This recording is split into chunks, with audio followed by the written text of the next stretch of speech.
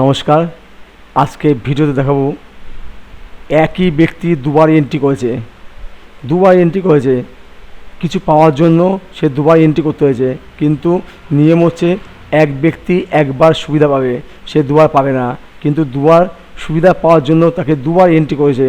এই অসৎ পথটা আমরা ব্যবহার করেছি দুবার পাওয়ার জন্য, এটা কিন্তু সম্ভব হবে না। আমি এখানে দেখিয়েছি বি সাহা যে ব্যক্তি আছে তার আধার নাম্বার আর এই বি সাহার আধার নাম্বার এক, ধরে নিচ্ছি এই দুজনই একই ব্যক্তি ডবল এন্ট্রি করেছে কিছু পাওয়ার জন্য। আর এখানে ব্যাংক অ্যাকাউন্ট ফোন নম্বরটা চেঞ্জ করেছে। আমি দেখাবো এটা কিন্তু সম্ভব হবে না, এখান থেকে কিন্তু একটা নাম তার মুছে যাবে, তোমরা এই কাজটা করবে না। আমি এখানে সিলেক্ট করলাম, সিলেক্ট করে চলে আসি ডেটা থেকে রিমুভ ডুপ্লিকেট, এখান থেকে আমি একটা এন্ট্রি মুছে দেবো। কীভাবে মুছবো? শুধু আধারটা রেখে বাকি সব অফ করে দাও।